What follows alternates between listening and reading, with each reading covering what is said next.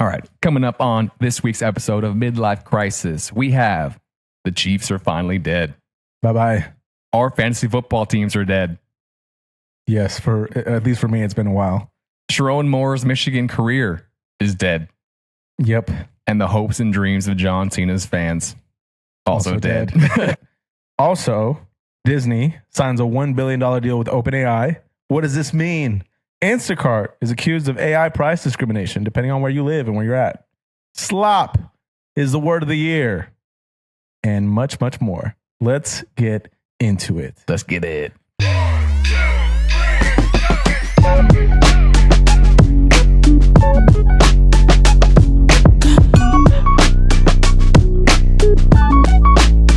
Welcome back. You are listening to Midlife Crisis, the #1 Millennial podcast with just the right amount of overthinking. We are two lifelong friends taking on life, culture, sports, and the undefeated father time. I would think that I had this memorized by now. If you're a weekly listener or if this is your first time with us, welcome. I'm Adrian. I'm Jeff. And this is the greatest podcast on planet Earth. Episode 37. Episode 37. And we have a lot to talk about. Yeah, we do. I'm going to let you start it off, Jeffrey. Okay. We both had this on our opening notes. So we talked about rage bait as a word of the year for one dictionary. The other dictionary, Merriam-Webster's 2025 word of the year is slop. S-L-O-P. Now, I wanted to ask, is this just AI related or is this also a term for just putting out shitty work? What is slop to you? So that's exactly how I thought about it when I read your notes. And also, even before reading your notes, I had this on my list. So for context, for those listening, slop refers to low quality, mass produced content. Algorithms reward quantity over quality, as we've seen. I mean, even on Instagram, if you have like a business page or whatever, it's always like you got to post once a day. A lot of times it's 2 times a day. You know, you get certain time windows to post. And if you wait too long to post, your stuff doesn't get shown to as many people, so on and so forth. So I feel like the idea of slop and content has been going on way before AI. Right. Just because everything turned into like, let me just put a bunch of shit out online and see what sticks. Saturate the feed. Yeah. So I'm just like in front of everyone's faces. But now with AI, it's become so much easier to just make stuff through prompts. So it's just 10x, if not more. Right. So, and one of the topics that I have for later in the pod will tie to this. Good choice for word of the year for Merriam. I think so. This does feel like it's kind of this whole year feels like a blur. So it's kind of, I don't remember if this entire year was like the AI peak, or were we talking about AI last year? Well, we didn't have a podcast last year, but I know not us, but I'm just saying in general. It's okay. Maybe we were, maybe we weren't. I don't know like how much. I saw there, right? You've seen that Will Smith eating spaghetti, the original AI video. That was right? last year, right? That was a year or two ago, I think. Yeah. Okay. And that one is, the definition of AI slop, where you clearly tell, right? It doesn't look like him. It's terrible. And then they made a new one recently, and you can't even tell that it is AI. Yeah, and like obviously things have gotten a lot better. AI, image generators, video, ChatGPT, whatever. Me and Daniel were having this conversation this past week, actually, because I mean, working in the creative field, we're like, what does this mean? It's so much easier to make images or graphics or write copy, write emails, write lesson plans. Yeah. Great everything. papers. Write the notes for this pod. Right. I don't know. Like in a way, it's a double-edged sword. Like there's just this huge pool of shit now, slop. But I almost feel like when you do have those more human moments, it just makes it that much more special. So because yeah, there's like more soul or more. There's just something that just bleeds through. So my bet or my take is that moving forward, whether it's like, brands, content online, the way people write messages to each other, movies, film, music, things that feel more intentionally imperfect and human are going to be that much more valuable and stand out, just because, if anything, all of this slop is creating like an opportunity for people to stand out by just being human and like really showing who they are. Do you think that we're going to value things and creations that actually aren't perfect more? Because, all this AI stuff, like it's trying to be as perfect as possible. Do you think that when we see something that's imperfect, we'll almost be like, oh, I know that's not AI. I actually value that. Yes. Right. And I also feel like a lot of like more analog based things might become popular again. And when I say popular, I don't mean that, film cameras are going to overtake digital cameras. Yeah. I just mean that I could see a world where, because you're so used to everything being so instantaneous, people start enjoying the process. My big bet is on process, showing the process of how to make things from a human perspective. That's where my mind goes to that based on this, like the root of like, okay, where's this word coming from? That's where we're headed next. Showing the process of a painting, how you took a photo, how you built a thing, whatever. One of the first things that I tell a student who I'm grading their essay with them, in front of them, I'll say, you spelled this wrong. That's good. That means that you didn't cheat. You didn't use AI. I'm glad that I see some mistakes in your writing. Like, I want to see that. There's obviously ways to edit and improve, but this just shows me you actually did it. Yeah. So I like that. I like that. That's good. And he was probably like, what the fuck? Yeah.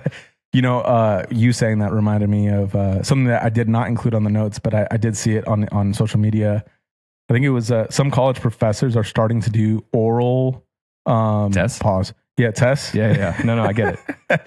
To just make kind sure of find a way around, the ChatGPT. Right. Yeah. Students. Yeah. So it's like you got to not just college show me that too. Yeah, you got to show me that you know your shit. When for my senior class, if they had to read a chapter for homework last night, one of the ways I'll quiz is I'll say, as you come in, you need to come to my desk and talk to me about the chapter, and that's the same thing.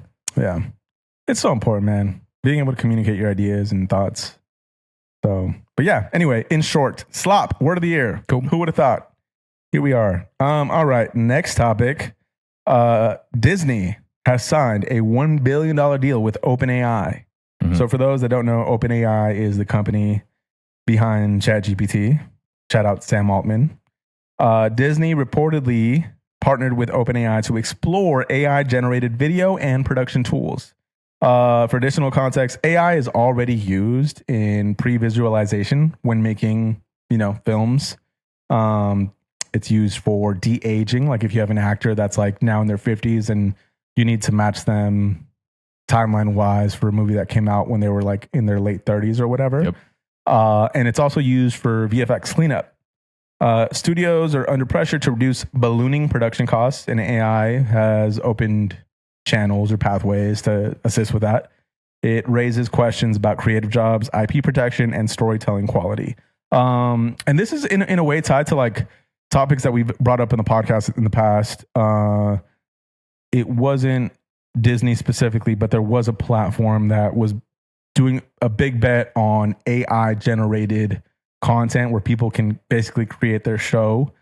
That's not what this specific segment is saying for Disney, but Disney has announced or talked about recently that they will allow AI generated content of their IP, which when I saw that, I was like, what the fuck? That's crazy. Because the mouse is unbeatable. Yeah, I would have thought they would say no, actually. Yeah, exactly. So I don't know, man. I just feel like, obviously, we're opening this episode with a lot of AI talk. I still feel like it's so early to tell what all this is going to look like. Right. I'm still sticking to my opinion that I said attached to the previous segment. I feel like a lot of this is excitement and just people just trying to buy in and figure out a way to adapt because it's like a shiny new object. But I think people appreciate things that are handmade still, curious to see where this lands and where this goes. Even last year, it was pretty big news. Last week we were talking about the Time Person of the Year, right? And the odds favorite was AI to win it at 47%. The actual winner winners were the pioneers of AI. So your Sam Altmans, your whoever else that's in charge of, leading this whole thing forward, good or bad, good and bad. So yeah, we'll see what happens with the mouse. We'll see what happens with everything else. Yeah.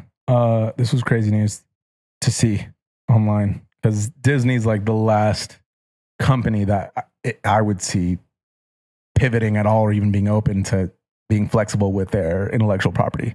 Yeah. Anyway, Have you seen the new Stay on Beat challenge? no, I haven't. No. Okay. I think I know what it is though. It's mostly what I've seen. Women recording their boyfriends or husbands in front of the TV, and it's a YouTube or a short, and it's these words that are coming up quickly, and it's different words, but they all sound similar. It could be box, rocks, clocks, or whatever. And the husbands or whoever has to like try and say the word on beat as it progressively gets more difficult. And I don't know, I just thought it was cool. This is the type of trend or meme that I love with the internet, because it's harmless and it's fun. Because you see the husbands getting all excited if they can actually like flow and keep men the are rhythm. just innately competitive. Well, innately competitive, but also just I think we get easily entertained by dumb stuff like this. Yeah. So where if we can do it, we're like, oh yeah, babe, I got that. And even if we're failing hard, Look at those idiots. I'm not like them. So and you're good. Obviously, you have some music background. So I wanted to see if you've seen it or tried it, and then I wanted to challenge you as well. I haven't seen it. Okay. But so I actually thought you were talking about something else. Because I have seen clips, whether it's a reel or maybe a TikTok that's shared, where people will challenge like a crowd or a group of people to try to like the Bryson Tiller "Don't" song, for example, like to say "don't" when you're supposed to. Oh, on beat. Or, on beat. Yeah. Or there's a bunch of other songs. The Whitney Houston. Yes, song, exactly. right? Yeah. So you know what I'm talking about. That's what I thought you were gonna bring up. But I mean, this is kind of in the same lane, right? Yeah. It's just like I said, just harmless fun, and this is the type of internet stuff that I dig. That's cool. Yeah. I feel like that type of content is just like this super simplified, dumbed down, refreshing break from the depression of reality. I had so today was a finals day, and I had a student who had an 89.9 pretty much, and like he's gonna get an A. Like, so you're like, let me do the on-beat challenge to give you the... No, I told him, you have to do the on-beat challenge in front of the class in order to get the A. And he's the type of kid that loves this stuff. So he's like, yeah, I got this. And he killed it. He did? And then I was like, all right, man, you got the A. Right. Yeah, it was fun. I feel like I've lost my sense of rhythm as I've gotten older. You have? A little bit. I've seen you dance. Yeah. I've seen you try and sing now. I know. It's not the same. It's not the same. Why is that? What happened? What happened to you? I don't know. Do you think it's just like a thing that happens when you age? No, because I still have my rhythm. No, you fucking know. You never had rhythm. Anyway. All right, next topic. All right. So obviously we opened it up with AI. I got another AI topic for you. Instacart. Did you hear about this? Instacart is being accused of AI price discrimination. So, I mean, obviously you used Instacart before, right? Yeah. I have Instacart, too. Yeah. Whether it's Uber Eats, all this stuff, we're over here just paying a shit ton more money for products, the just for the convenience, right? Yeah. So anyway, there's some backlash that Instacart's been getting recently, just based on people's location where they live. They're getting charged different prices for the same product and delivery. So it's like one thing to obviously pay for the convenience, the delivery, but the price is different if you live in a more affluent area versus, Are they charging more if you live in a more well-off area? Yeah, well, I would think so. Otherwise, it wouldn't make sense. Right, okay, sure. But so Instacart supposedly may show different prices to different users for the same items. Dynamic pricing is already common in airlines, hotels, and ride-sharing apps. Pricing factors may include demand, location, and order history. So if they know that you shop a lot, they're like, we can get more money from this motherfucker. Wasn't this also, what happens with regular Uber and Lyft too? Yeah, that's the ride-sharing apps piece. That's what that's saying. So it raises fairness and transparency concerns for food, right? Essential goods. Do you use it a lot? I've used Instacart like a handful of times, like total maybe like 4 times, like since it came out. Yeah, it stacks up quickly, the dollars. It is expensive. I just thought it was interesting. I mean, I don't doubt that this is happening. It's just interesting that people found out and they were getting, they're pissed, backlash for it. But to the point of this, it's not like this is the only business that does this, right? I also just feel like it's a mix of like remote work, ordering everything to your house. It's nice to get out. I enjoy like walking through the aisles of the grocery store. I don't. Really? Yeah. If I can spend that time anywhere else, I'm down. Well, whatever. I guess it's just me. I think that most people there just are hating their time there. And we can cut this later if we need to. But At the grocery store? yeah, just whenever I see someone, I even try and wave at them. It just looks like we're all miserable. We all don't want to be there. It's the weekend. What grocery store are you going to? This has not been my experience. I'm at Ralph's usually down the road. And it's just everyone there just looks so sad, myself included. I'm like, God, I hate this place. Every grocery store I go to, they're always so friendly. Maybe I need to switch my place out. I don't know, man. Maybe it's just where you live. Yeah. Or they just look at you like, get this guy out of here. Yeah. Send it back to Instacart. Yeah. So obviously I use Adobe Creative Suite for work as a creative person. I work as a designer. You know this, but I'm saying it again for context. Adobe recently announced integration with ChatGPT. Again, ChatGPT being the main product by OpenAI. Adobe is now basically embedded in ChatGPT. And what this has allowed is for millions of people, whether it's like a small business owner or even like just random user that wants to do it for fun, can play around with different design layouts, copy ideas, color palettes, image edits. You can throw in an image and say, hey, give me a retro look. Make this monochromatic. Change the outfit or the sunglasses that I have on or whatever. So, and it's integrated directly with Photoshop. So you can export files and open them in Photoshop if you have the accessibility.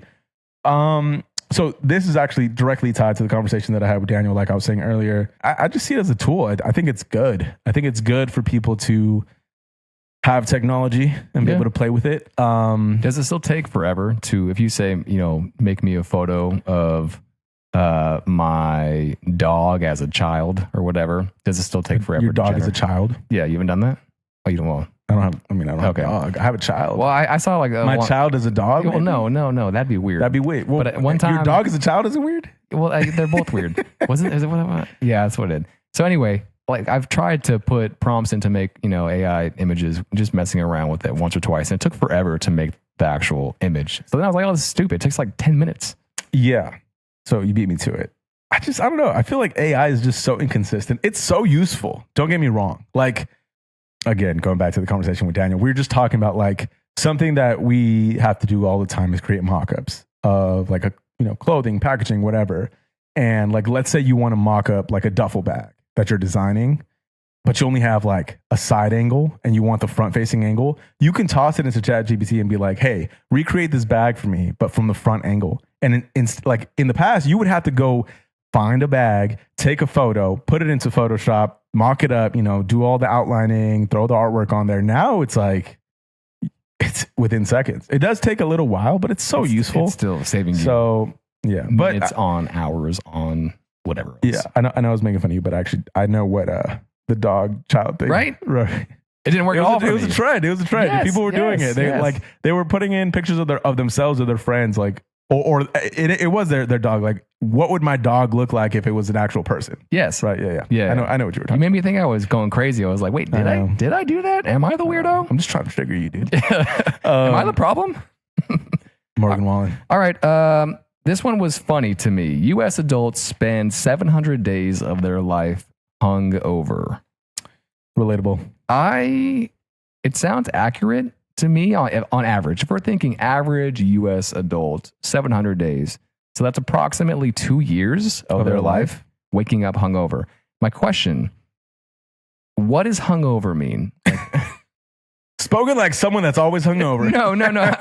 Real legit question. I mean, are we thinking like you wake up after a couple beers and you're just a little bit more tired than usual? Is that hungover?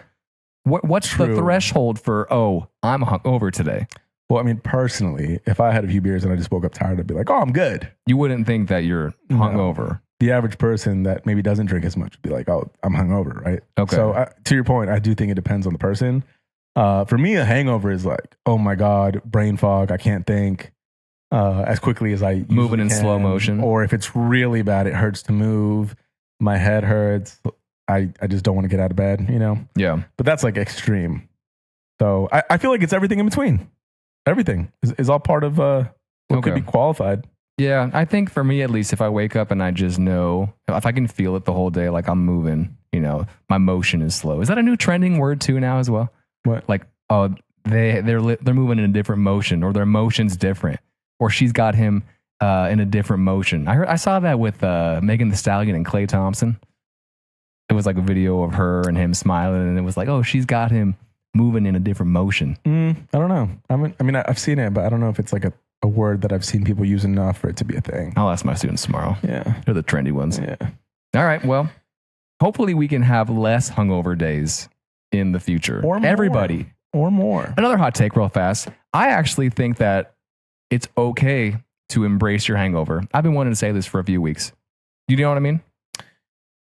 Like, no. Some people always are like, no, I can't, I can't drink that. I don't want to because I have to be 100% tip-top shape for tomorrow, whether it be a Saturday, Sunday, weekday, whatever. Now, this sounds bad, but I actually think that you can learn a lot from your hangover. And I think it's almost like being sick. When you're sick, you feel like crap. You obviously want to get better as fast as possible. Same thing with the hangover, but you obviously did it to yourself. So it makes you appreciate and love and embrace the moments in time when you're not hungover even more. This sounds really bad, but I'm just trying to say, like, I've had, hangovers where I'm like, okay, this is not ideal, not great, but it makes me just appreciate that whole next week of work and life when I feel great because I knew I went through that, few hours of suffering, feeling like crap. Exactly. So in a weird way, like, I obviously don't like hangovers. I don't enjoy them. I don't think anybody enjoys them. But for me, in my head, I've tried to get to this place where, the hopefully few instances where I have them now, I don't mind them as much. Does that make sense? Yeah. Okay. I see what you're saying. So I don't disagree. Yeah. To your point, I don't think people love being hungover. No. So the way I view it, though, is obviously drinking is such a social thing. And we see all these trends like, oh, Gen Z is drinking less. The millennial generation is the drunkest of all time or whatever. And in the spirit or tying back to the topic of like AI and remote work and everything that's changed in society now and people not being out as much. Also, when you throw in the economy and life getting harder, I see value in drinking. Like, and I don't mean that in like the sense of being drunk. I just feel like a lot of times some of your best moments or memories or connections with people are over a drink. Yeah. And it's not to say that like alcohol is necessary, but that's just the reality of society and the culture. Yeah. And I think a lot of times that's tied to a hangover, to your point. So I think like when you can, the hangover is worth it if you are making human connection. And I feel like if you're not, then you're just an asshole. Yeah. But yeah, like I do think it's a balance. Like I think life becomes more enjoyable when you have a certain amount of hangover. So maybe the 2 years is worth it to create those meaningful memories. Yeah, memories and nights out with the boys, or you meet the girl or whatever. So I mean, I don't see anything wrong with it. Everything in moderation, including moderation. Including moderation. I like that. Now let me crack open this twisted tea. All right, what you got? All right. So speaking of society and people and things changing, survey information, 85% of workers prefer remote work over salary. I feel like so much has changed since, the pandemic. In a way, it's like society got flipped on its head. I remember my office job right before the pandemic, going in 5 days a week. And then it's like, oh shit, this thing's coming. Like we should start working from home. And it like was such a far-fetched thought to like, oh, we're not going to work from home full time. Eventually we did. Yep. And then now it's like, it feels like the norm. And I have friends that have been like sending me their resumes, trying to apply at the company that I work at or whatever, and sharing about their experience looking for jobs. And they're like, one of the questions is like, is it in office? Like, are there any flex days? Blah, blah, blah. Probably one of their first questions. Yeah. And I just think it's so interesting. And I know we did talk about this on a past episode, and like the consensus or the conclusion was like, if you're one of the top companies, like a Nike or a Facebook or whatever, you probably have more say to be like, nah, you got to get your ass in office, right? Because it's like, if you want to work with the best, I need to see your face. But obviously, it's become such a valuable thing for people to balance, work and life. It's nice to do laundry in the middle of the day while getting your shit done for work. And What do you sending think? your What do you emails. think on average the dollar amount would be, or what it would need to be to make the difference bearable or okay with someone? Like either you choose this job and you're making like what? We'll just say $200,000 a year, but you have to come in Monday through Friday, stay your 8 hours. I mean, that's not really fair because most people don't make that. So let's use a more realistic number. Okay, dial it down to 100,000. Okay. That's a good cutoff. 100,000, but you have to be in the office Monday through Friday, 8 days a week. Okay. Or like, what's the alternative that would be almost equal? All right. Okay. Here's my take. Average white collar worker, office, 30-year-old something, whatever. Right. And granted, I don't think $100,000 is that But much baseline, anymore, sure. right. But just to use it as a baseline, I would say most people at a minimum, if you want them to feel happy, which they're not really going to be happy, but comfortable coming into work, your 100,000 has to become at least 120. If they're coming in every single day. Maybe 130. Okay. Yeah. So I feel like that's just the way things have changed. I think people value being able to just get their shit done. And to add to this, I actually think the average 8 hours in most work environments, unless you're doing manual labor all day or whatever, people waste so much fucking time. Maybe 2 to 4 hours max of focus work. Yeah, the rest. And the rest is bullshit time. Okay, let me ask you. So you have a choice. You either take that job, $100K, but you have to be in office Monday through Friday, 8 hours a day, or $75,000, but you work from home. What do you do? What do you take? Ooh, that's tough. Do I have kids or not? You have one kid. And okay, so I'm literally using my life. No, yeah, I guess. Okay, because the reason I'm throwing that in there is because I do feel like childcare is so fucking expensive. Yeah. And a lot of people, if they work from home, it's now I have the option to not pay for daycare. Daycare expenses on per year on average is $20K or plus. Yeah, for people. So you probably would take the work from home. Are you supplementing that or not? Mm-hmm. Yeah. Okay. So there's so much. There's so many layers to this. There's so many layers. It's not an easy question or objectively right or wrong. In my mind, I'm obviously it makes sense why people prefer to work remote. Yeah. And it's nice to have that flexibility. So speaking of remote work, I'm going to go into the next one. Right. Instagram ends remote work.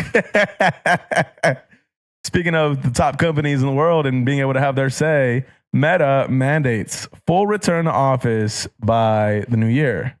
Reversal of pandemic era flexibility, which is everything that we just set up. Gen Z is having a hard time with this. Younger workers, also I would even say younger millennials. Younger workers prefer hybrid or remote work for obvious reasons. Once you get a taste of the good shit, it's hard to go back. Mm-hmm. I don't know. It just makes me think what's the long-term play here for companies? Because I do think in the short term, if you're a top company, you probably can have that if you want to work for the best, sorry, you don't have a say. We got to see you. Yeah, we got to see you in office full time. But I'm also thinking in the next 10 years, will that change again? Will there be more flexibility? Will things revert? Because it's remember what things were like in the past? Remember when we used to be able to have 2 flex days? So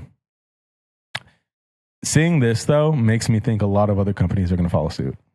And make them come back? Yes. Yeah. Do you think, so these, prestigious ones are going to essentially be the pioneers back to the office? Yeah. I think if you are a top tier company and you have the money to pay your employees and people want to work for you to add that to their resume, and it's already competitive as it is to work for the best, you don't have a say as the employee. Do you want this or not? You don't have the leverage. No, there is no leverage. So yeah, I in the next year or two, I see a lot of other big companies, flipping things back. Kids, all types of kids are getting more and more pissed off at their parents just saying, "Hey, see you later. Go over to the corner and do your thing. I'm going to get on my phone." Now, I actually feel like this also includes people our age, though. Oh, yeah. Dude, okay. My dog, yesterday. Wait, whoa. What's with this child to dog connection? My dog is my child right now. My dog's my child. And I'm literally in bed, just getting ready to go to sleep. scrolling through NBA subreddit, and my dog, who I already walked today, who I already fed twice, who gets a loving, life and gets to sleep in our goddamn bed, comes up when he sees me, looks at me on my phone, he smacks it out of my hand because he's pissed off. He wants some more affection. I was like, bro, who the hell do you think you are? So he's obviously mad too. But the kids are more important. So the kids are upset with also their parents being on their phones too much. I can't believe you just did that. What? You're just the stereotypical, my dog is my child. Dog is my child. Yeah, I'm one of those guys right now. But yeah, it makes sense. I don't want to be eventually when that time comes, when I am a father of 1 or 2 or 3 or 4 or 5. I don't want just pumping them out. I don't want to be, the dad jelly-filled donuts that's on his phone for a long time per day. I think I'll probably need to put a limit on myself, like an hour a day. Yeah, the iPhone can do that, right? Yeah, you can do that. Yeah. I don't think you're going to do an hour a day, though. An hour and a half? Probably more. I know. I think my average right now is 3 hours a day. That's actually really good. Mine's really fucking high. Really? 3 hours sounds like so much to me. Mine's really fucking high. What's yours? 5? More? 6? More. 7? 10. 8? Oh, shoot. Yeah, I have 10 hours. 10 hours a day? I'm on my phone a lot. Oh my goodness. Know, That's terrible. why you text back so fast. I know. It's terrible. Okay, so let me ask, does your son ever get mad at you for being on it? When he's around, I do my best. I am on my phone at times, and I do feel guilty, I will say. But to be fair, obviously this has to do with, the millennial parent. But I also feel like this has to do with us and our parents. Like, I don't know about you, but I definitely saw a shift. Like, we grew up in MySpace, hopped onto Facebook. Facebook was cool. We got off it, hopped on Instagram. Now we barely use Instagram. And the trend that I've seen is the majority of people that are our parents' age are on Facebook nonstop. My mom is always sending me reels and whatever else that comes across Facebook. And I mean, she's not on TikTok, but if she was, I'm sure she'd be all over that too. And she's just on her phone all the time. And I feel like... So you're mad at her for being on it? I'm not mad at her, but I'm just like... I don't even know what to say about it. It's just like, it kind of cuts into the connection, the communication. Like, a lot of times I'm with her, right? And the times that I visit or whatever, and we're having a conversation, she's got her phone and she's looking at like random videos. So you notice it for sure. Yes. When you want to be maybe having more of a personal one-on-one, or which is what I thought was interesting about this topic, because I actually do think that it extends. I actually took it as like, oh, this is about us more so than, I mean, it is relevant. Don't get me wrong. Like us, if we have kids, try to stay off your phone so you can have a connection. I see. But I also like mainly that's where my brain went, just because of my personal experience. I'm like, damn, like it's crazy that our parents didn't grow up with technology. And yet, I mean, I think the majority of Facebook users now are the generation above us. Yeah. On a daily basis. And it's just feeding all this content and shit. And even YouTube, like YouTube Shorts and YouTube content in general, people on their TV. That's a lot of people. A lot of the people that use that are people that are older than us. Yeah. So, in short, that's kind of where my brain went. I was like, oh, it is kind of tough when I'm there in person, and she's just like, look at this video, look at this crazy thing, and I'm just like, can we just talk about like regular stuff? With my mom and dad or older family members, they use it, but I think they're on it way less than me and maybe my brother or me and you. So I actually really do enjoy whatever they send me, because I think it is something that they really thought I'd enjoy. So whether it's a song, or my mom sends me all these Instagram memes of dogs, of golden retrievers and shit. It's like, oh, like she was thinking of me. She sends maybe one a day. It's not like it's just like flooding my stream. My shit's flooded. Really? Yeah. Oh, so I don't mind it. And like when we're hanging out, we're usually talking. So that's nice. Okay, that's good.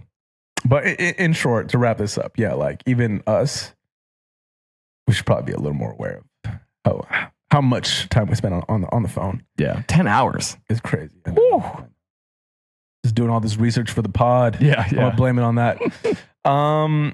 That's pretty much it. That's all I got for current events. You ready to go to TV, film? All right, big man. Music. I watched this 2 nights ago. Video games? Yes.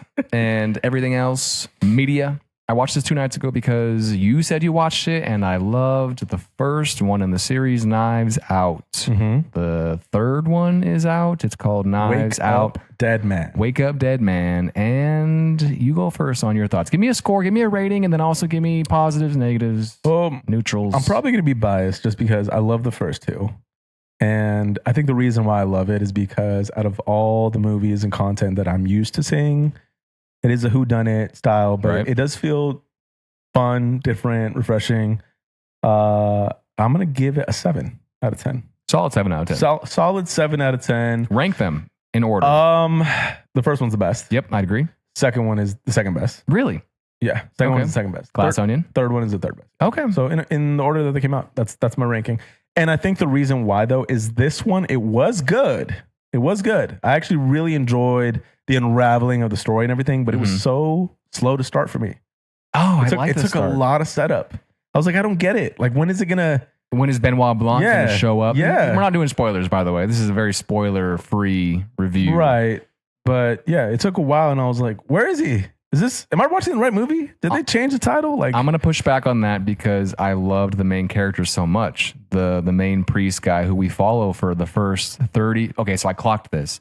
We don't see Benoit Blanc, the detective, until 33 minutes into the movie. Which is not like the first two. Which is not like the first two because he's the main character in the first one for sure. And literally, well, the first one starts with the death. The second one... The second movie does not. No, it's more set up. They come to the island. This one, we get to see the relationship between, the two priests, and then whatever happens, and then Benoit Blanc shows up. I thought this one was great. 8 out of 10. I liked it way more than Glass Onion, which was the second one. Still not as good as the first, but I thought the mystery was good. I didn't really figure out a couple things as it was going, but... It definitely had me guessing on a few story beats. I thought the characters were, for the most part, well done. A couple of the suspects, because there's always like a suspect list, right? You're like, oh, it could be them or them or them. Right. A couple of them were I thought maybe not as fleshed out as they could have been. Right. But overall, very solid. Yeah, I liked it. I would watch a new one of these every month. Obviously, obviously they can't. There's no way to do that, but I wouldn't get tired of it. It reminds me of like those Hardy Boys, Nancy Drew books, or even the Choose Your Own Adventure, books when I was little. A lot of fun. They're fun. They're a lot of fun. Yeah, they did a really good job. Yeah, highly recommend if you haven't watched it. Wake Up, Dead Man, a Knives Out mystery on Netflix, which we had already recommended in a previous episode. But switching to another content recommendation, I had started this about a week and a half, maybe 2 weeks ago, and I didn't finish it. Welcome to Derry. Okay. The HBO TV spinoff, on HBO. Had watched the first episode. It didn't grab me. And then, I don't know if you use Threads for Instagram, but I'm on Threads and I'm like looking at all the reactions, experiences that other people have watching the show. And so the entire first season is out. And I decided to binge it. And I binged it last night, actually. Solid. Okay. I remember as a kid being scared as fuck from Pennywise, the clown Pennywise. Yeah. From the OG movie. Okay. And then I watched the first part of the remake. I didn't watch the second part, which I kind of regret now because I'm like invested. You still can. And I know. I love the storytelling. I love the character. I love the universe. It's actually like, I don't know why it's taken me so long to appreciate it, but as a form of IP, I'm like, this is really fucking good. Yeah. It's so creative and just so unique. But yeah, definitely recommend. It's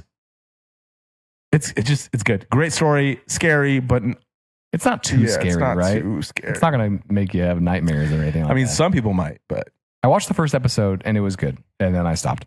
Yeah. So I need to jump back in. Did you listen to 21 Savage? New album? No, I did not. What Happened to the Streets? It came out last Thursday night at 9 p.m. I know this because I'm 21. Yeah, fan. I'm a 21 fan. I am, a member of the streets. Whoa. I didn't really like it. Really? Okay. I didn't like it. I thought the Drake song was probably the best one on there. I gave it at least 3 solid listens. And yeah, it just sounds like more 21 Savage. A lot of people love Big surprise there. Yeah, a lot of people love Young Nudie and his feature on this album. I didn't dig it so much. There's one track where 21 is giving a lot of tribute and paying respects to all the hip hop artists, rappers that have passed, for various reasons. I did like that one as well. I thought that one was solid, good listen, but it's not something that I would like go back to in the car and listen to, a bunch. So yeah, I won't play much more of it, but I'm always still a fan. I'll still play whatever he puts out. I do think that he works better with Drake or with someone else, like on his songs now too, even though I didn't like the nudie feature that much. I agree. I feel like there are some artists out there that are enjoyable, but maybe not as enjoyable if it's just them. Do you have a favorite 21 track or favorite 21 album? No. I am the album. I am better than I was, where the better is the greater, or I am greater than I was. The album is still like classic for me. 2018, I think it was. That was the album with a lot on it. Oh yeah, it's a good song. Banger. So that's kind of when I became a fan. All right. I'll still give it a listen. Yeah. That's all I had for TV film. Chris Evans coming back in Captain America, or as Captain America in Avengers Doomsday. So I looked this up. I looked at the trailer, and going back to the whole AI thing, it's so annoying. You go on YouTube, you look up trailers, everything's AI. So eventually I found the trailer for it. Wait, there was a trailer? Yeah, there's like or who knows? Maybe there isn't, and it's fucking fake. See, I don't know. This is where we're all messed up. So to be fair, this actually might not be confirmed. I saw this too. Oh, and okay. This is the part where it's hard to believe and understand like what is true versus not on the internet. Would you like that? Would you like him coming back in Doomsday as Captain America? Not really. No, I don't want it either. It feels like fan service. I hate it. Just let him be old and be happy. Yeah. Like if anything, I want like a different Captain America from a different timeline. New. Exactly. Yeah. So hopefully it's not real. You watch Breaking Bad. I'm going to be fast on this, but me and Tori, my wife, you met her last week. We are rewatching Breaking Bad, her first time and my second time. Dude, it's so good.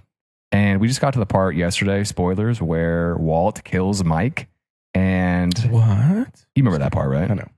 It's just like, dude, like what a terrible, awful person Walt is. And I know this is probably, not news to anybody right now that's seen it. But dude, it's such a good show. And the gaslighting that he does to Jesse every episode, just like, Jesse, come on, brother, like stand up for yourself and tell him no, get out of there.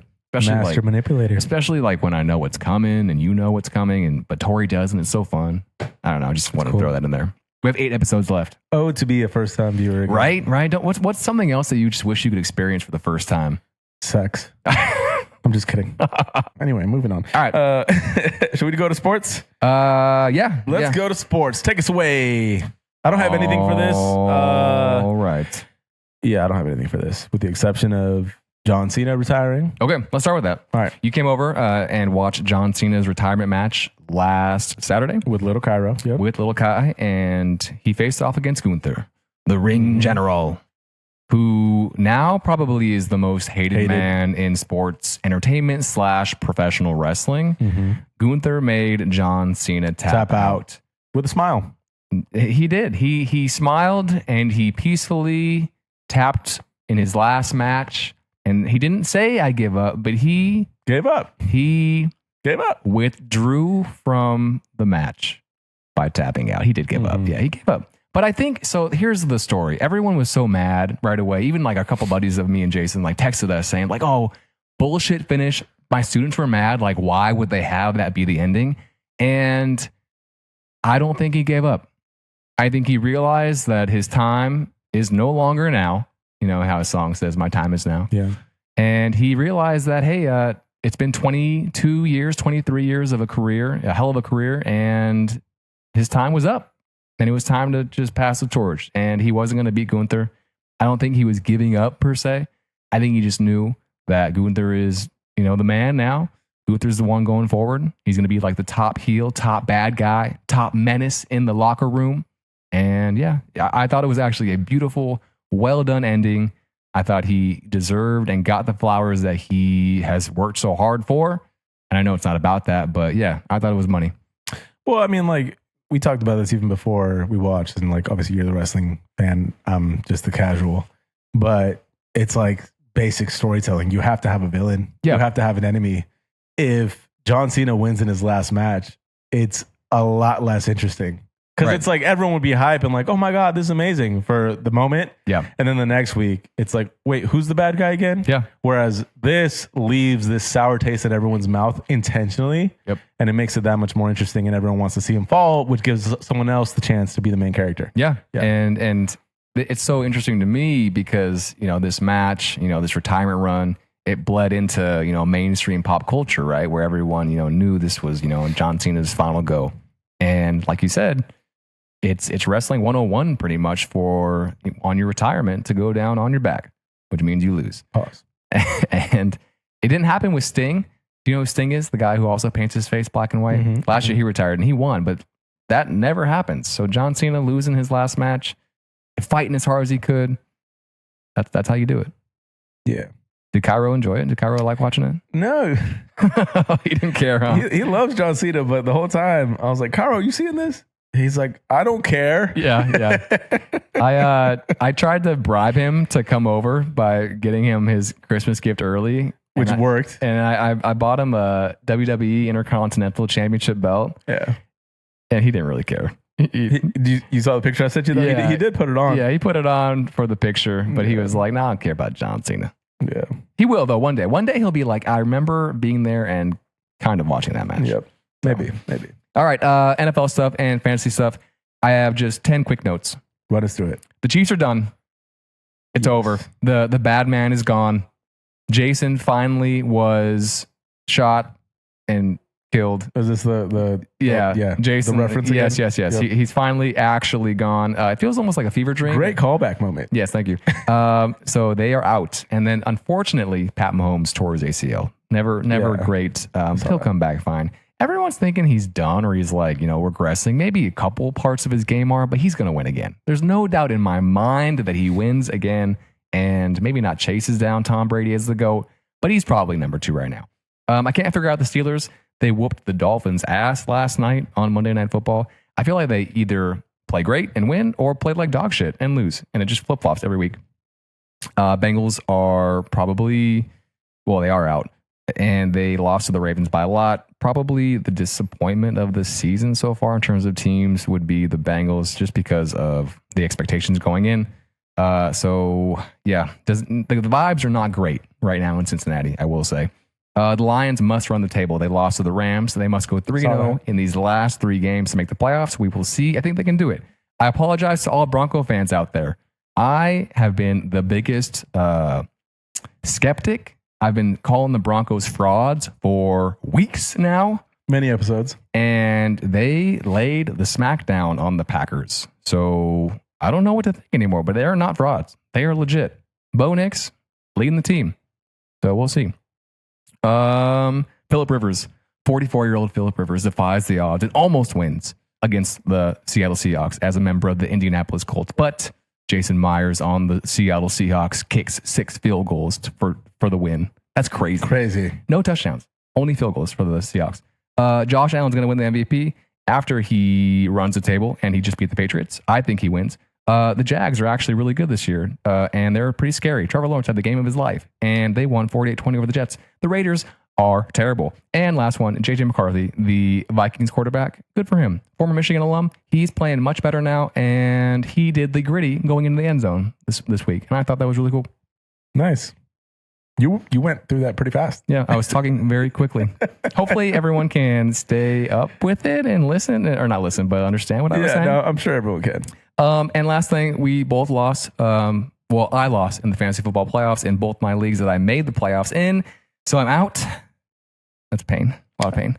I stopped caring. You've been out. It just makes me realize that I put in all these hours and research. And you still suck. And I still suck. And it makes me think, like, is it worth it in the long run? Yeah, it is. Because I'm having fun when I'm doing it. Because you got to spend 10 hours a day on your phone. No, I spend my 3 hours a day on the fantasy football subreddit. I will say I spend a lot of my time there. But yeah, I'm out now. So that's less stress on my plate. All right, moving into the NBA. The NBA Cup actually is tonight, the final. We have the Spurs up 46-40 at the moment over the Knicks. And more importantly, I think the Spurs beat the Thunder to make the final. So down go the Thunder. They have lost now twice this year. And we'll see. I hopefully, I want the Spurs to win. I don't really care that much, but if they do win, they get money and they get bragging rights. That's cool. Wembanyama now has been almost like poking at the bear, calling the Thunder almost like unethical basketball. Did you see that? No. What does that mean? So the way Shea plays, we've talked about this before, how he foul baits. Right? He'll Just kick so boring. He'll kick his feet out on jump shots, trying to have his feet land on the defender, where the defender clearly stops way short of the jump shot. But Shea wants to land on the feet for the foul call. So Wemby is now just saying, like, the Spurs play that beautiful, ethical type of basketball where, Shea and the Thunder, fundamentals, while they're great, while they have maybe the most deep and complete team, they're playing like some bullshit ball. They're boring as shit to watch. I'm such a hater, but and look, don't get me wrong. Watching the finals last year, he's obviously talented, but I'm just like, what the fuck is this shit? I can't get excited about this. Right. So, in my opinion, the Thunder now are like the evil empire. And everyone's just trying to figure out a way to take down that unethical evil empire type of basketball. Wembanyama's Luke Skywalker. And Wembanyama is like leading the cause of just trying to get somebody just to take him down. Hopefully it's the Spurs. We'll see. Did you see, we talked about Pat Spencer. You see what Cam Spencer did recently? No, his brother. Dude, his brother, he was lighting up the Clippers last night. And he was going off.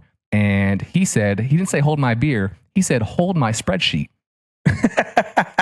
I can ball out too. I love the self-awareness. And he didn't actually say this. I'm saying this. But he did say he hit like 6 threes in a row on some dude. And he even pointed to the guy that was defending him and said, you need to get him off me. Like to the other team, to the Clippers. That's the type of dog that I want on my team. Like, you need to take that guy off me, switch the defense or switch the something. Switch up something because I'm going to keep killing you. I like it. I like the confidence. Spencer Brothers, crazy. Love it. All right. You got anything for sports before I've been detached from sports ever since I lost in fantasy. Okay. So. I'm going to keep going then. All right. Because this is important. This is important. I'm sorry. This is really important. Don't apologize. We're good. So, okay. Big Michigan fan. I'm going to switch my position because I'm going to get hot and heated in a second. I'm waving my arms for those listening. I'm trying to not sweat so much. Michigan, the Sharon Moore fallout. All right. Do you know what happened? No. Oh, you don't know anything? No. Okay. Tell me. I'm listening. You haven't heard anything of this? No. Okay. Was the Michigan head coach. Football. Oh, wait, yeah. You told me about this. For football. We talked about it on the past episode. We talked about this last episode? With Tori here? No. I think it was a previous episode. You know that he got fired? Oh, I thought he had the job offer. Wasn't this not the same coach? No. You're talking about Ole Miss. Oh, God damn it. Too many coaches. All right. Sharon Moore, he's been the coach for Michigan for 2 years. He stepped in as the interim coach when Jim Harbaugh was suspended a couple of years ago. Sharon Moore beats Ohio State twice. He's doing okay. They're not a great team. Doesn't even matter. Now it comes out after they didn't make the CFP. They lose to Ohio State. He had an inappropriate relationship with a staff member, is fired for cause by the athletic director. And so that means essentially allegedly cheating on his wife with a staff member. The staff member came out and said that, yes, it is true. There had been an investigation for, it seems like months, but she finally came out and said, yes, this happened. He goes to her house.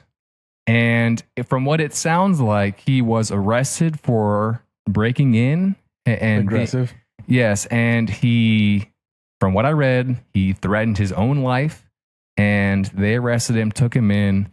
So he's done as the coach of Michigan.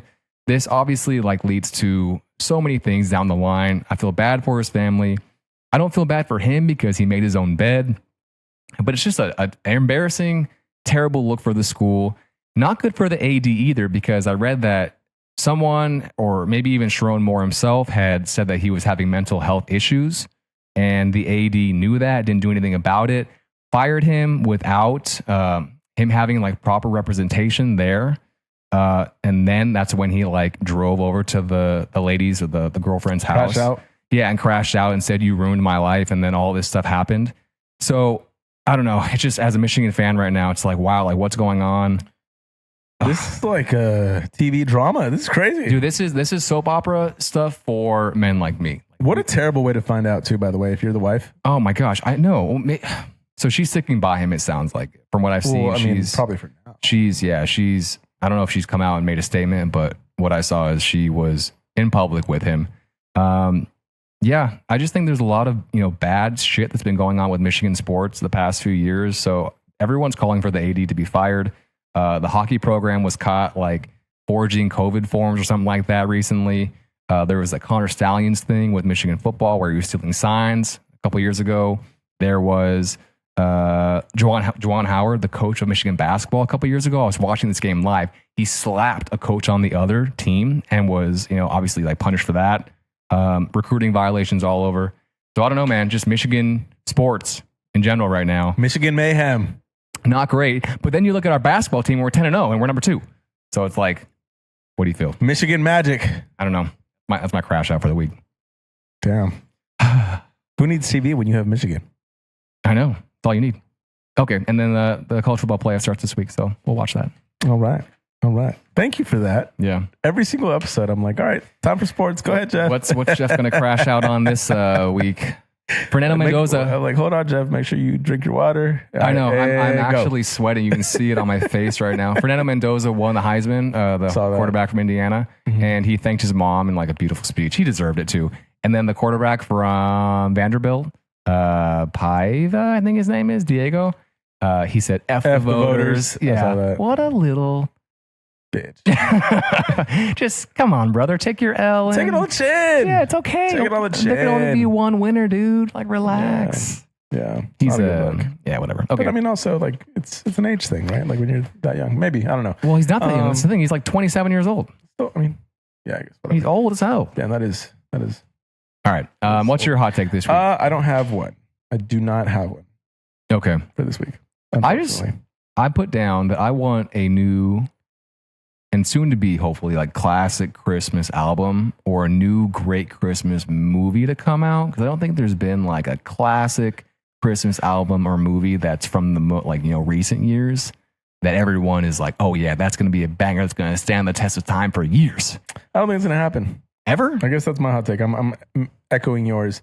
No, maybe not ever. I just think it's just like a sign of the times. Like going back to the whole slop thing. I think because everything's so easy to make and it's just like mass produced, it's very difficult for people to get in that mode because that's not what's valued right now. It's not like the timelessness and performance is not valued. It's more like speed and how quick can we get to market. That's the same reason why all these like recycled IPs keep coming out. And it's like, what's the next sequel or the third movie or the fourth or the fifth that we can add to this? Or like, let's make the remake of this. Because like new ideas aren't coming out because people aren't spending time on them. Because they want it now, and it's become easier than ever to just make shit, and it's not good shit. I know there was the Ariana Grande and Michael Bublé albums that came out. I guess you could call it recently. There were great Christmas albums that everybody still plays. But what about Christmas movies? Like, okay, well here's the thing. Okay, here's my take on Christmas movies, right? Because there's 2 categories of Christmas movies. Well, maybe even 3, but I'm gonna stick to 2. There's comedy Christmas movies like an Elf, whatever. Some action, but those are a little more rare. Die Hard. And then there are the rom-coms. We're not even going to include the rom-coms because for the most part, there's no like, oh my God, this movie is like amazing level rom-com. Comedies used to be much better in the past, but it's because they were more performative. Comedy now in movies has changed to just like quick little riffs or one-liners or just like stupid puns rather than performances. Like Elf was a performance. Like Will Ferrell performed as this oversized elf. He was Buddy. The entire movie. He is Buddy the Elf. Yeah. Whereas like now comedies are just like, let me talk in a high voice and like say, like it's just like these one-liner, like let me say something stupid and hopefully the audience will laugh.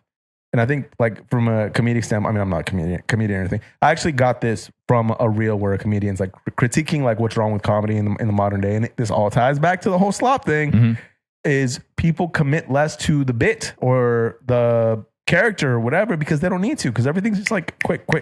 Like what's the next step? Let's get this line out and then we'll move to the next piece. Yeah. So I think that is the reason why we don't have timeless art and content coming out.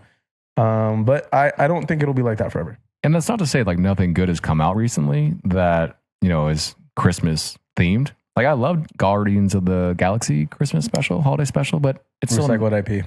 Yeah, true. Okay, what hurts this week? What hurts this week? Can't believe it's December. Can't believe it's almost Christmas. The year went by fast as fuck. I'm gonna be 32 in January. Yeah, wow. Slowly inching closer to 40. So I have been having this mental moment of like, all right, what do I want these next years to look like before 40? What is the plan? I want to do some epic shit, career-wise, as a parent, whatever, life-wise. So just a lot of reflection in terms of like, damn, we're not old, but like we're old. You know what I mean? Like midlife crisis. Yeah, and we're here. So yeah, that's my what hurts this week. Okay. For me this week, I did finally some Christmas shopping. So my credit card statement is not hurting. Rest in peace. But there were some blows that were taken, I will say. And I think I did a good job getting all the things that I did. But yeah, my credit card is hurting a little bit. All right. Bounce back. I'll bounce back though. Yeah. What feels good this week?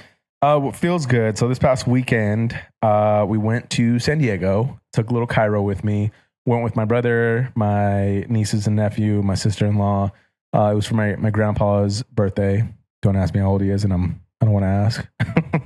But my grandparents are up there. And it was just nice. It was nice because my grandpa's a very like stoic man. So it's like rare to get a smile out of him. And he was very clearly happy, especially with the kids running around and whatnot. A lot of people there. There was a taco man. It was just good. It was a nice like family get together. And my grandma's losing her memory. And she has been for a while. She's at the point now where like she'll see me or my brother and be like, what's your name again? Like, who are you? So then we'll have to like remind her. And then like a few seconds later, she'll ask the same thing. Right. So that part's hard, but the silver lining and the nice thing was because the kids were there, you could tell that she had like this enjoyment of just having the kids around. And at one point later in the evening, like went inside the house, the lights were off and they had like these little glow sticks or things that they could put around their neck. And she like these, like the Kanye style glasses that with like the lines, there's like these glasses that have lights on them. Yeah. So she put the glasses, or someone put the glasses on her, and she was all about it and had like this like glow necklace, and so did all the kids. So they were just having like this like fun moment, and I could tell like it's almost like she became a kid in that moment. Yeah. And it was just really, really nice to see her smile. So that's my what feels good this week. And I had like a moment of reflection thinking back to when I was a kid visiting my grandma, and in a way this is also compounding or adding to the effect of like, damn, we're getting older. Like my she's getting there, it's going to be time at some point. But it was also very nice and kind of a cool moment to think like, damn, like my brother and I now have kids and we're able to have this moment and experience this moment and like have them meet our grandparents, Yeah. So that was cool. Cool, man. Yeah, I'm glad you were able to get down there for that. It's awesome. Yeah. For me, what feels good this week? Small like moments of kindness from students, staff members at my school. Just makes me feel grateful for them and also for my school. For example, I was in line this morning at the donut shop, which is down the street from where I work. And one of my students and her dad were right in front of me. So I said hi, and they paid for my coffee.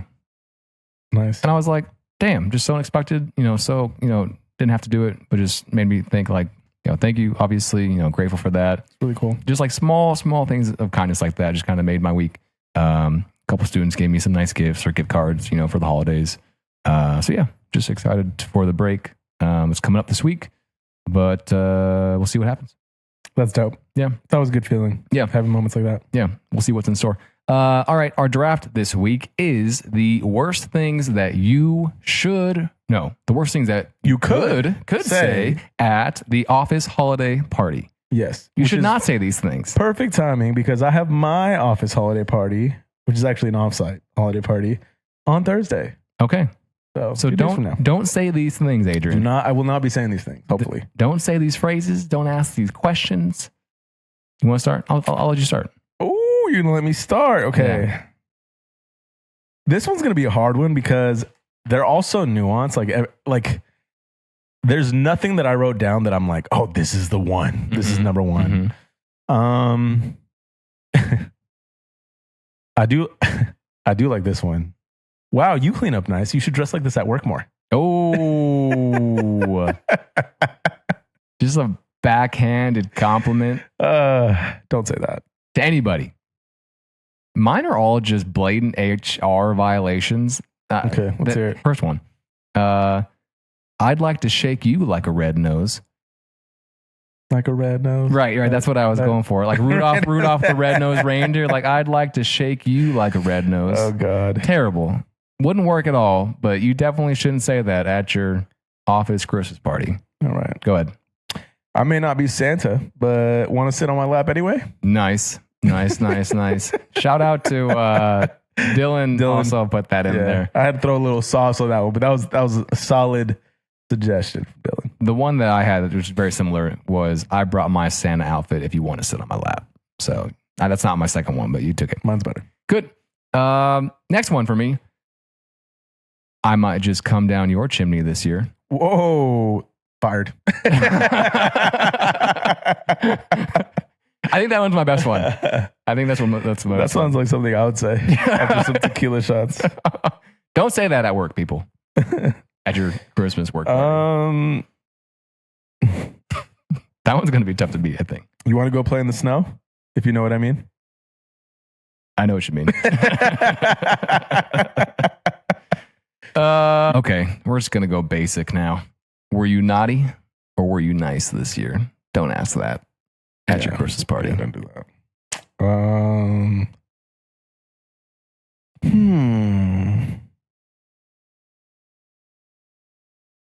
This is way better than all the meetings you scheduled. I'll take, where's the booze? You're going to like me when I'm drunk. That's a good one. Also probably true. Shouldn't say that. Your husband is so lucky. Just saying. Nice. You came up with that yourself? Yeah. Is that already 5? Probably. I'll just do another one. This is a shout out from David. Not to bring up politics, but ... Yeah, don't do that. Probably not great for the office Christmas party. All right, I'm going to run through a lot of my other ones. So who here would you actually hug up with? Nice. I've always wondered how much money you make compared to me. Okay. Don't worry. HR already hates me. Mm-hmm. So who do you think is getting laid off next year? Oh, I didn't expect you to be this fun. I'm going to pretend I didn't see you dancing like this on Monday. Are we allowed to hook up if it's off the clock? Promise you won't tell HR. Jesus. You're actually not as lame as I thought you were.